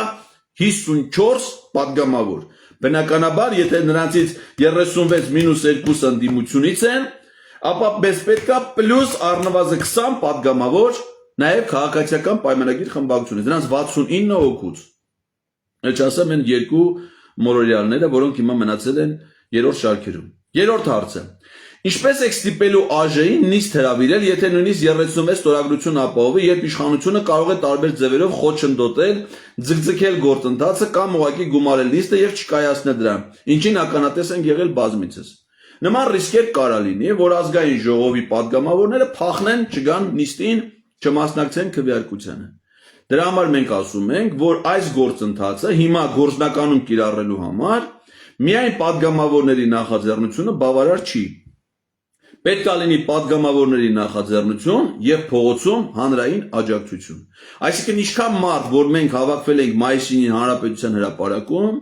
այդքան մարդ, 10 այդքան մարդի գնանք ազգային ժողովի բակում նստենք, մեզ պետք չի ազգային ժողովի շենքի վրա հարձակվել, մեզ պետք չի որևէ մեկի քիթը արունոտել, մեզ պետք չի որևէ մեկի հետ վիճաբանել, ոստիկանների հետ զրույցի բռնվել, ասել, որ դուք Թուրքիա եք ծառայում, ձեր կերածի մեջ այրոտ, այս բաներ պետք չի ասել։ Պետք մենք ուղղակի նստում ենք ազգային ժողովի բակում, հանգիստ, խաղաղ, ցույց տալու համար, որ մենք աջակցում ենք այդ գործընթացին։ Իրանք չեն կարող հաշվի չնստել ժողովրդի կամքի հետ։ Այսինքն փողոցային պայքար պլյուս անվստահության գործընթաց։ Այս երկուսը միաժամանակ են այդ խնդիրը լուծելու։ Եթե անվստահության գործընթաց չկա, հանրահավաքները անմտություն են հիմա։ Ես էլ եմ հանրահավաքների մասնակցում, ելույթներ եմ ունենում, ինձ հետաքրքիր չեն իմ ելույթները այդ հանրահավաքում։ Իմ ելույթներն ինձ հետաքրքիր չեն։ Մենք չենք գնում ելույթներ լսելու համար։ Պետք է գործընթաց, որի համար պետք է լինի հանրային աջակցություն։ Դա պետք է լինի միաժամանակ։ Իսկ երբ որ դա լինի, հարգելի պարոն Չոբանյան, ապա այդ ժամանակ հնարավոր չի, որ ԿՊ-ն խուսափի։ Չորրորդ հարցը. ինչպես եք պատկերացնում, որ 16 ԿՊ-ական падգամավոր կողմ քվեարկեն եւ նրանք քաղաքական ու անձնական շահեր ունեն այս իշխանության շարունակության մեջ եւ հասարակապես կիսում են թուրք-ադրբեջանական պիտակը։ Իսկ ով ասում, որ նրանց հետ չպետք է աշխատել։ Այո, նրանք հիմա մի խմբակցություն են, աջակցում են Նիկոլ Փաշինյանին, տեսնում ենք դա։ Ես երևակայական մարդ չեմ, ես ֆանատիկ չեմ, ես երազների չեմ հավատում, հեքիաթների չեմ հավատում։ Ես պետական բարձր պաշտոններ եմ զբաղացրել, բիզնեսում եմ աշխատել, ես շատ պրագմատիկ դատողություններ ունեմ։ Ես վստահ չեմ, որ հիմա ԿՊ-ում падգամավորները կոնյակը դրել են իրենց դարակներում, շոկոլադը պահում են, որ երբ որ մենք գնանք նախաձեռնությամբ, իրանք միանգամից ստորագրեն, հետն էլ կոնյակը բացեն, ասեն, դե բերեք մի բաժակի խմենք մեր գործի հաջողության կենացում մեզ չամփեն։ Ոչ, դες չի լինելու։ Շատ դժվար է լինելու, այո։ Մենք ոչ թե պետքա ճնշում գործադրենք ԿՊ-ի падգամավորների վրա, այլ ճիշտ հակառակը։ Ժողովրդական լայն զանգվածներով նրանց ազատենք այն ճնշումներից, որի տակ իրանք հիմա գտնվում են։ Իմ նեմնիմի ոդքասթի ժամանակ, երբ որ հյուր էր Հովիկ Աղազարյանը, նա մանրամասն պատմել է, թե ինչ ճնշումների տակ են գտնվում ԿՊ-ի падգամավորները։ որ նրանց ստիպում են որոշումներ կայացնել, հանձնարարականները գալի հեռախոսների վրա ստեղ գնալ, ստեղ չգնալ, սենց քվեարկելն է։ Հիմա մեր խնդիրը նրանց գոնե 20 հոգու ազատագրել այդ կապանքներից։ Միգուցե դա ավելի դժվար կլինի Ալեն Սիմոնյանի պարագայում, Ռուբեն Ռուբինյանի, Հայկ Կոնջորյանի կամ Արթուր Հովհաննիսյանի։ Բայց ընդ պատգամավորներ կան, որոնց չենք լսել, չենք ճանաչում, չենք տեսել։ Հանգիստ իրանց համար նստած օրական ձերակերությամբ են զբաղվում, անսավեր մինիմում դրանք ամսեկան մոտարապես իրանց հայտարարներով 1 միլիոն դրամ ամսեկան փող են ստանում։ Նրանց հետ պետք է աշխատել, այո, դժվար է լինելու, բայց հնարավոր։ Մենք պիտի հասկանանք, որ սա խնդրի լուծման միակ տարբերակն է։ Հետևաբար մեր բոլոր ջանքերը, բոլորիս բոլոր ջանքերը պետք է ներդնենք այդ խնդրի լուծման համար։ Հակառակ դեպքում դրանք կմնան։ Եթե նույնիսկ 54 ստորագրություն լինի, ինչը կրկնում եմ անհնար է, պարոն ինչ էր մեր ընկերոջ ազգանունը Չոբանյանի, ասում է արդյոք հաշվի առնեք իշխանության մանրևրներ, օրինակ նրանք կարող են իրենցից մեկին օրինակ Ալենին առաջադրել եւ ընտրել վարչապետ, այսպիսով չմերժելով իմպիչմենտի գործընթացը, ինչ հակաքայլեր ունեք նախատեսված։ Ես չեմ կարծում, որ այս իշխանությունը կունենա այլ վարչապետի տեխնացու, քան Նիկոլ Փաշինյանն է, նման մթնոլորտ ընդեղ չկա, նման գործիչ ընդեղ չկա, որ կարա փոխարինի Նիկոլ Փաշինյանին, թերևս միակ հավակնորդը, որ ռեալ հավակնություն ունի վարչապետ դառնալու, դա վարչապետի հիմիկվա կինն է, Աննա Հակոբյանը։ Բայց չեմ կարծում, որ նա էլ այդ հնարավորությունը կունենա։ Եթե ժողովուրդը դուրս եկավ փողոց եւ ընդդիմություն ունեցավ միասնական տեխնացու, ապա անխուսափելիան նրա հաղթանակը ստեղ կպեն մանրևեռելու որևէ հնարավորություն չի ունենա։ Հիմա իրավական առումով ինչ մեխանիզմներ կան։ Ուրեմն միաժամանակ պարտադիր չի որ լինի մեկ գործընթաց։ Միաժամանակ օրինակ հիմա ես ասում եմ սահմանադրության եւ ազգային ժողովի կանոնակարգին համապատասխան։ Ազգային ժողովում կա 34 ընդդիմադիր պատգամավոր, 10 հոգի առանձին վերցրած պատգամավոր կարա նախաձեռնի վարչապետին անվստահության գործընթաց։ Այսինքն մենք հիմա ունենանք 10 գործընթաց։ Օրենքը ասում է ինչա պետք դրա համար։ Առաջին ազգային ժողովի որոշման նախագիծ, երկրորդը այդ նախագծի հիմնավորում, այս երկուսը հեշտ է, կա, երրորդը վարչապետի տեխնացու եւ առնվազն 36 ստորագրություն այդ թղթի տակ դրած։ Հիմա գնում ենք հերթով, որոշման նախագիծ դրան չենք անդրադառնում, դա գրած պատրաստ է հիմնավորումները։ Մի պատգամավոր ասում է իմ վարչապետի տեխնացուն Ռոբերտ Քոչարյանն է, երկրորդն ասում է իմ վարչապետի տեխնացուն Արմեն Աշոտյանն է, երրորդն ասում է իմ վարչապետի տեխնացուն Արման Թաթոյանն է, չորրորդն ասում է իմ վարչապետի տեխնացուն Հրանտ Բագրատյանն է, մեկն ասում է իմ վարչապետի տեխնացուն Եսիմինչյանն է, ուսես 10 հատ օրենքը թույլ է տալի, որ պատգամավորը ստորագրի 10 հատի տակ, այսինքն ես պատգամավոր եմ, ինձ իմ գործընկերները բերում են, ասում են մենք նախաձեռնություն ունենք վարչապետին անվստահություն հայտնելու։ Ես որպես 11-րդ պատգամավոր, որ սեփական նախաձեռնության հեղինակ չեմ, իրավունք ունեմ դրանցից 10-ի տակ է ստորագրել, որովհետև ասում եմ իմ համար մեկը կարևորը Նիկոլ Փաշինյան չլինի, 10-ից ով է լինի ինձ համար լավ է, տվեք ես 10-ն ստորագրում եմ։ Մյուսը կարող ասի ես 10-ից այս մեկին Ղազարյան Էդգարը ես չեմ սիրում, ես դա անում չեմ ուզում լսեմ։ Ռադարադրան։ Այն 9-ն եմ ստորագրում։ Մյուսը կարող ասի ես այդ առաջարկածներից մենակ Արման Թաթոյանի տակ ստոր։ Կավայ, դու Արման Թաթոյանին ստորագրում եմ մենակ դա։ Ի վերջո ստացվում է պրայմերիզի պես մի բան, որ ով է ամենաշատ ձայներ ստացած թեկուզ ընդդիմադիր է 34 պատգամավորների շրջանում։ Ով է ամենաշատ քվեներ վստահություն ստացած տեխնացուն։ Եթե դա է, մյուսներին ասում ենք դուք ձեր նախաձեռնություններից հրաժարվեք, թող մնա մենակ դա, մյուս քաղաքական ուժերը, որ դրսում կան կանգնած, բոլորս դուրս են գալի փողոց ի աջակցություն այս նախաձեռնության ու արդեն գնում են ՔՊ-ի հետ աշխատելու։ Պարտադիր չի դա դնել ազգային ժողովի նախագահի սեղանին, որ սկսի 48-ից 72 ժամի աշխատելու գաղափարը։ Ոչ։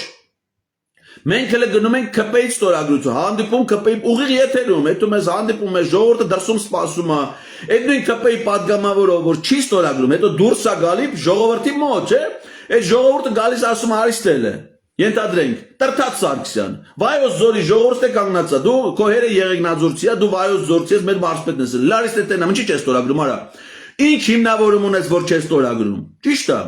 Կարող է համոզում են։ Մանկավարժություն կա, չէ, ազդեցություն կա, բարդ է, չէ, կարող ասի, արա, իսկական է, այսքան ժողովուրդ, գնացել ենք խելքներս տվել ենք, Նիկոլին այս երկիրը վարենք տվել, մեզ էլ է խաբում, այս ժողովուրդին էլ է խաբում, սաղ են խաբում, այս նույն ժողովուրդը 18 թվին եղել էր մեծ էլ քվյար, հիմա էլ են սաղ մեր դեմ, կարող է քվյարկում է, կարող է ստորագրում է, այդ ձևով պետք է հավաքվի մնացած 20 հոգու ստորագրությունը, երբ որ ելնում է, դա դրվում է քվյարկության, երբ որ դրվում է քվյարկության, այդ 48 ժամ, 72 ժամում, այդ նիստը անխուսափելի պետք է լինի, ժողովուրդը դրսում կանգնած, դա պահանջում է, լավ ասենք չի ստացվում, լավ պատկերացեք արեցինք, 5 պատգամավոր միացավ ԿՊ-ի, ի վերջո չստացվեց, դրեցինք քվյարկության ու չանցավ, հետո ինչ են կորցնում, կորցնելու բան չկա, որովհետև Նիկոլ Փաշինյանը կմնա վարչապետ, չէ, եւ որ չանենք է կմնա, հետևաբար ինչի չենք փորձում, ինչի չենք անում դա,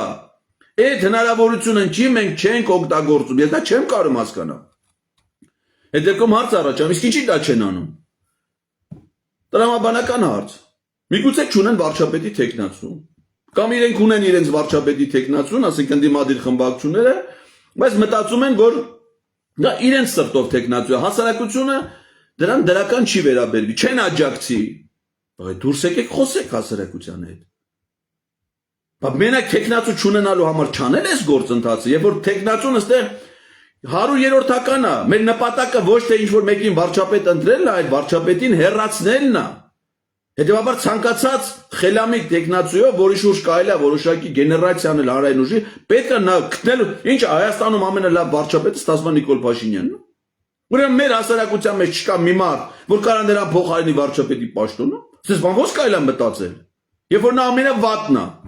Մեր հասարակության մեջ միակ մարդը, որ պիտի վարչապետ չլներ ինքն է։ Ուրեմն այս թեզը պետք է հանել, մոռանալ։ Միգուցե կորցրել են իրաց պայքարի ուժը, չեն ուզում պայքարեն, իրանց կարող է մեր ընդդիմադիր պատգամավորների համայլ է կամֆորտ։ Ես ասենց հարցերը տալիս է YouTube-ում իրաց տեսանյութերը կտարածի եւ ասած, «Իսկ ի՞նչ լավ հարց տվես մեր պատգամավոր, այսինչանը»։ Վարչապետը կատաղեց, գժվել էր, դեղերը չեր խմե բան, հետո անցավ։ Նա մնաց վարչապետ։ Մեզ պետք է որ ցեզ մի հատ լավ հարց տանք ու հետո ունես կամֆորտ, հպարտ։ Այն օրը ես էլ եի գնացի ազգային ժողով խորհրդանական լսում, մի հատ հարց է ես եմ հպարտ։ Ում է պետք հարցը, ում է պետք։ Գործընթացը չէ կարևոր։ Այսինքն պետքա պայքարել, պետքա ջանք գործադրել, առանց դրա արդյունք հնարավոր չի ակնկալել։ Միգուցե իրանք կորցրել են իրանց պայքարի ուժը։ Պետքա մենք իրանք ստիպենք, որպեսզի իրանք մտնեն ֆունկցիոնալ դերի մեջ։ Ինչ-որ կամֆորտ է, այդպես ազգային ժողով, խաղաղ, հանգիստ, ապահով, փողել են ստանում, ճամփորդում են։ Իրանք հետո մենք քպեականները ճամփորդելու ալենի պատվիրակության կազմում։ Մեզ ասում են գնացեք քպեից մարդ բերեք։ Արա քպները դուք եք առավոտի ցիրիկուն։ Դուք պիտի խոսեք։ Բայց դրանց հետ պիտի խոսեք։ Այդ ձեր գործն է, բա մենք ձեզ ընտրել ենք, որ դուք դա անեք։ Բայց դուք մեզից ինչով եք տարբերվում։ Բա 21 տվին մենք Հայաստան դաշինքին կամ պատիվ ունեմին։ Ինչի համար ենք ընտրել։ Ընտրել ենք իշխանությունից Նիկոլ Փաշինյանին հեռացնելու համար։ Այսինքն դուք դրանից բացի ինչով ուզում եք ոչ մի բանով չպիտի զբաղվեք։ Բայց դուք հակառակն եք անում, սիրելի պատգամավորներ։ Դուք ամեն ինչ անում եք բացի Նիկոլ Փաշինյանի իշխանությունից հեռացնելու։ Դուք հնարավորություն եք նրան անվստահության հայտնելու գործընթացը չեք սկսում, բայց մնացած ամեն ինչ անում եք, ելույթ եք ունենում, հարցազրույց եք տալի, գործուղման եք գնում։ Այնինչ պետք է դրանցից ոչ մեկը չանել, մենակ սա անել, իսկ սա չեք անում։ Սա բացատրություն չունի։ Միգուցե վախենում են պատասխանատվությունից։ Միգուցե չեն ուզում այդ մարդիկ գան իշխանության։ Ես օրինակ դրան ավելի շատ եմ հավատում։ Գիտակից են հասկանում են, ասում են մեկը երկիրն ավերվել է, այս երկիրը քանդվելու է։ Հիմա գանք իշխանության անվստահություն հայտնենք, ենթադրենք մեր այսինչանը, մեր առաջնորդը, մեր մեծ դառնա վարչապետ, Ադրբեջանը քարցակի պատերազմ կլինի, Սամվել Շարամանյանի օրը կգնենք։ Հենց ժողովուրդը կլիկ ասար են ելի խաղաղություն էր ուզում։ Դուք եկաք պատերազմը բերեք, երկիրը կորցրած դուք եք։ Հիմա ո՞նց է, չէ՞ տարան Արցախը հոկտեմբերի 6-ին ճանաչեց Ադրբեջանի կազմում, Արցախը հայտնվեց շրջափակման մեջ, պաշտպանության բանակը լուծարին։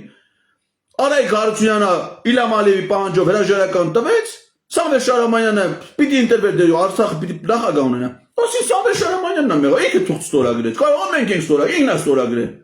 Հիմա նույնը վախենում են կարող է սրանից։ Հայաստանից է նույն բանը, բայց դա բացատրություն չունի, որովհետև Դա լինելու է, չէ՞, փոփոխության իմաստը դա կանխելն է։ Եթե դա լինելու է, դա միևնույնն է լինելու է, սա շանսը կանխելու դա։ Հետևաբար պետք է ստանձնել այդ պատասխանատվությունը։ Բայելով, եթե ոչ քաղաքական ուժերը, բայելով, եթե ոչ մեկը մեր հասարակությունից։ Հետևաբար սա էլ բացատրություն չունի։ Իսկ դրա փոխարեն մեր ընդդիմադիր դաշտը ինքն է քայքայվում։ Նայեք ինչ է կատարվում այսօր խորհրդանում։ Հայաստան խմբակցություն։ Հայաստան դաշինքը ստեղծվել է երկու կուսակցությունների միավորումից՝ Հայ հեղափոխական դաշնակցություն եւ Վերածնվող Հայաստան։ Վերածնվող Հայաստան կուսակցությունը դուրս է եկել պարլամենտից իր ղեկավարով եւ մի շարք падգամավորներով։ Իսկ դաշինքը փաստացի լուծարվել է, ֆորմալ իմաստով պահպանվել է, բայց երկու կուսակցություն, որ դա ստեղծել են, մեկը դուրս է եկել։ Չնայած մի քանի падգամավորներ մնացել են։ Նույնը պատիվ ունեմ ումա։ Ստեղծվել է հանրապետական կուսակցության եւ հայրենիք կուսակցությունների միավորումից։ Հայրենիք կուսակցությունը դուրս է եկել, Արթուր Վանեցյանը, չնայած իր մյուս падգամավորները մնացել են որպես падգամավոր, մասնավորապես 3 падգամավոր հայրենիք կուսակցությունից հիմա շարունակում են մնալ падգամավորներ։ Իշխան Զաքարյանը, որ դա լրիվ անցել ընդհանրապես իշխանության կողմը, Արայիկ Հարությունյանի տեղակալն է, Թակուի Թովմասյան անկուսակցական եւ Մարտուն Գրիգորյան։ Եվ բայց Արթուր Վանեցյանը դուրս է, այսինքն դաշինքը լուծարվել է պատիվ ունեմը։ Հանրապետական կուսակցությունից մնացել են 4 падգամավոր՝ Հայկ Մամեջանյան, Տիգրան Աբրամյան, Աննա Մկրտչյան, Տարոն Մարգարյան։ Նիկոլ Փաշինյանի իշխանությունից հրաժարական ներկայացնելու, պայքարելու դեմ դուրս եկած падգամավորներից միայն ընդդիմադիր խմբակցությունից 9 падգամավոր միայն այս գումարման ազգային ժողովից հրաժարական է տվել։ Մենք իրանք ընտրել ենք, որ իրանք գնան Նիկոլ Փաշինյանը հրաժարական տա։ Իրանք ընտրվել են падգամավոր, իրանք են հրաժարական տվել։ Թվարկեմ, Արթուր Վանեցյան, պատիվ ունեմ, Արթուր Ղազինյան, Հայաստան խմբակցություն, Արամ Վարդևանյան, Հայաստան, Արմեն Չարչյան, Հայաստան, Մխիթար Զաքարյան, Հայաստան, Անդրանիկ Թևանյան, Հայաստան, Վահե Հակոբյան, Հայաստան, Ելենա Կիրակոսյան, Հայաստան, Սեթրակ Դավթյան, Հայաստան։ 9 падգամավորից մեկը պատիվ ունեմից 8 Հայաստան խմբակցությունից հրաժարական են տվել։ Համար մենք ընտրել ենք, որ դուք գնաք Նիկոլ հրաժարական տա, թե դուք։ Այդ չեմ ասում ազգային ժողովի ղեկավար պաշտոններից։ Ազգային ժողովի նախագահի տեղակալի պաշտոնից իշխանին են հեռացրել Սաղաթելյան, հանձնաժողովի ոչ մի նախագահ ընդդիմադիր խմբակցություններից չկա։ Դուք գնացել եք, որ իրանք ձեզ հեռացնեն, թե դուք դրանց հեռացնեք։ Պիտի պայքարեք, չէ՞, պայքարով պիտի լինի, չէ՞ դա։ Եվ ես այս ամեն ինչ ինչի եմ վստահ ասում։ Բայց իմ օրինակով եմ դա ցույց տվել։ Երբ որ ես առաջադրվել էի մարդու իրավունքների պաշտպան ձեր շնորհիվ, ձեր կողմից, գնացել էին դե քննարկումների, գնացել էի պայքարի, չէ՞։ 40 րոպե եմ ընդամենը հետ են աշխատել ան փախան դալիճից։ Այն դեպքում, երբ որ ձեզից ոչ մեկ չերեք է ինձ իր այդ աջակցությունը ֆունկցիոնալ ցուցաբերելու, միայն Թակուի Թովմասյանն էր հանձնաժողովի նախագահ։ Ոչ մի ընդդիմադիր падգամավոր չերեք այդ հանձնաժողովի նիստին իմ թեկնածությունը պաշտպանելու ԿՊ-ի դեմ պայքար մղելու համար։ 40 րոպե հետ են աշխատել են փախել են ընդեղից։ Պետք է պայքարել, պայքարով պետք է այդ արդյունք ունենալ։ Բայց դու դա չես անում։ Ոնց պետք է դա լինի։ Նստես, սպասես, մնացես ֆորս մաժորային իրավիճակ, որից հետո հասարակությունը ոտքի լինի։ Ամեն առավոտ ֆորս մաժորային իրավիճակ է։ Այսօրվա իր ազգային ժողովի հիստերիկ պահվածք է ցնդաբանություններ դուրս տալը, դա ֆորս մաժոր է։ Հանրային հեռուստաընկերությանը Տաթև Դանիելյանին տված իր հարցազրույցը ֆորս մաժոր է։ Ամեն օրը ֆորս մաժոր է, ինչ լինի։ Շատ խոսեցի այսօր, բայց կարծում եմ, որ արժեր դրա մասին խոսել։ Եզրահանգումները շատ հստակ են։ Նիկոլ Փաշինյանի իշխանությունից հեռացնելու բոլոր հնարավոր տարբերակներից միակը հիմա որ մնացել է ռեալ, ես չեմ ասում հեշտ, տենց միանգամից իրագործող, բայց միակ ռեալ տարբերակը, որ հնարավոր է դրան իշխանությունից հեռացնել, դա ազգային ժողովի կողմից նրան անվստահություն հայտնելն է։ Սա բերեք ֆիքսենք որպես աքսիոմ, այսինքն ուրիշ տարբերակ չկա, եթե կա երկրորդ տարբերակը, խնդրեմ, ցանկացած մարդ կարա իր եթերը միացնի կամ գնա մի տեղ ասի, երկրորդ տարբերակը սա է, ես դա չեմ տեսնում։ Միակ տարբերակն է նրան իշխանությունից հեռացնելու անվստահություն հայտնելը։ Այս տարբերակը ունի մի կարևոր առանձնահատկություն։ Սա օրինական տարբերակ է, սա սահմանադրական տարբերակ է։ Այսինքն այս ձևով նրան իշխանությունից հեռացնելուց եւ ժողովուրդն է ընդունելու այդ որոշման օրինականությունը։ եւ միջազգային գործընկերները։ Այսինքն, եթե որևէ մեկը մտածի, որ չէ, պիտի sense փողոցում շենքեր գրավել, տրաքասներ, այդ տարբերակը միգուցե բերի, չգիտեմ, բայց դա օրինական ընկալում չի կարող ունենա։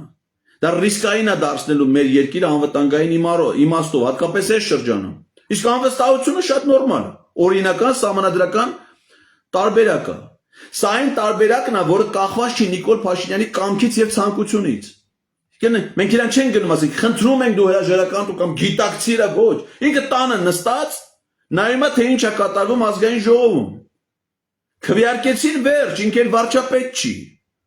Էլ ում ուզում է զանգել, ոչ մի ոստիկան, ոչ մի բանակ, ոչ մի ԱԾ, ոչ մի քննիչ, նրա հեռախոսազանգերին էլ չի պատասխանելու։ Նա այլևս ընտրված չի, Հայաստանը կունենա նոր վարչապետ։ Այո, դա դժվար է ալնելու, բայց դա միակ տարբերակն է, հետևաբար եթե դա միակն է, մենք ոչ թե դժվարությունից պետք է խուսափենք, ասենք, որ դա դժվար է, այլ բոլորս մեր ջանքերը գործադրենք այդ դժվար տարբերակով գնալու եւ լուսման հասնելու համար։ Եվ հիմիկվանից պետք է ասել, թե ովքեր են լինելու են մարդիկ, որտեղ մեր նպատակը վարչապետ ընտրելը չի, մեր նպատակը վարչապետ հեռացնելն է։ Վարչապետը ընդհանրապես կառավարության ղեկավարն է, կառավարությունն է մարմինը։ Իսկ կառավարության կազմում պարտադիր չի բոլորը լինեն վարչապետ։ Երկուսը պիտի լինեն փոխվարչապետ։ Ասենք, եթե տեխնացուն լինի ոչ հիմիկվա ընդդիմադիր խմբակցություններից վարչապետի, ուրեմն տեղական փոխվարչապետները մեկը թող լինի Հայաստան խմբակցության կողմից երաշխավորված, մյուսը պատիվ ունեմի։ Նախարարները բոլոր մեր դաշտի հիմա ազդեցիկ քաղաքական գործիչները, որոնք հասարակական վստահություն են վայելում, սեր են վայելում, հիմիկվանից ասենք ինչ է եղել։ Արման Թաթոյանը չի լինում վարչապետ, չի ուզում, ինքը չի ուզում։ Արդարադատության նախարար, Հրանտ Բագրատյանը թող լինի էկոնոմիկայի նախարար։ Չգիտեմ, այն մեջ թող լինի ֆինանսների նախարար։ Գրիգորի Խաչատուրովը թող լինի պաշտպանության նախարար։ Հիմիկվանից ասեք մարդկանց համար, որովհետև նրանց նպատակը հակաճգնաժամային միջոցներ ձեռնարկելն է, պարտադիր չի բոլորն են վարչապետ։ Վարչապետն ով ընդամենը ժամանակը նկարանտրվելուց հետո նույնիսկ այդ վարչապետը, որ հիմա ընտրվի, 10 օր հետո կարող հրաժարական տա, 10 օր հետո։